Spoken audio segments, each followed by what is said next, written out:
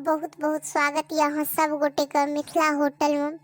आए तो अहाँ सब देख रहा छे जो हम घिया काट के और धोई के और कुकर में डाललो हम। चलू आए अहाँ सब के साथ हम घिया के पकौड़ी के सब्जी बनाब।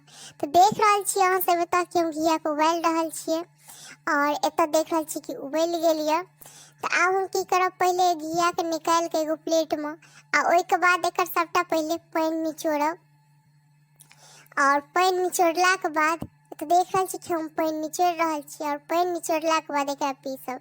साथ साथ अहाँ सब से निवेदन ये कि अगर अहाँ सब हमारी video Mithila hotel Facebook page पर देख रहल छी या मिथिला होटल यूट्यूब पर देख रहल छी तो अहाँ सब हमरा कमेंट करू, हमर वीडियो लाइक करू, हमरा मिथिला होटल के सब्सक्राइब करू और बताबू कि केहन लागल अहाँ सबके हमर वीडियो।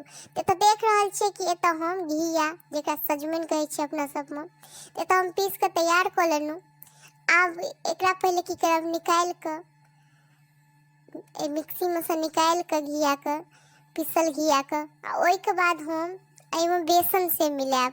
ओइ के लेल हम दाल के बेसन से पीस के रखने छी।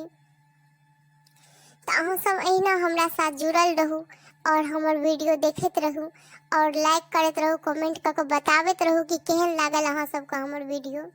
तो देख रहल छी कि हम अब घिया में मिर्ची डाल दिलिए, धनिया और नमक डाल के और ओइ के बाद जो हम बेसन पीस के रखने छी दाल के ओ डाल देबे। एहिमे अहाँ सब सूखल बेसन सेहो मिला सकै छी, लेकिन हम एत पीसल दाल के बेसन यूज केलहुँ हँ। और ओइ के बाद एकरा पहले बहुत नीक से मिला लेबे और मिलेला के बाद एत अब हम लोहिया चढ़ा दिलिए गैस पर। लोहिया गरम छे, तेल गरम भ गेले और ओइ के बाद हम एकरा जेना कोनो और भी हम कचरी बनबै छी या पकौड़ी बनबै छी तेना हम पहले एकरा तेल में बनाएब बहुत नीक से लाल क के। तो देख रहल छी कतेक नीक से ई बन गेले और पूरा तरीका से लाल हो गेल छै। अब एकरा हम पहले निकाल लेलिए। देख रहल छी अहाँ सब एकरा ओनाहु खा सकै छी, सूखलो खा सकै छी और एकरा रस में डाल के सेहो सब्जी बना के खा सकै छी।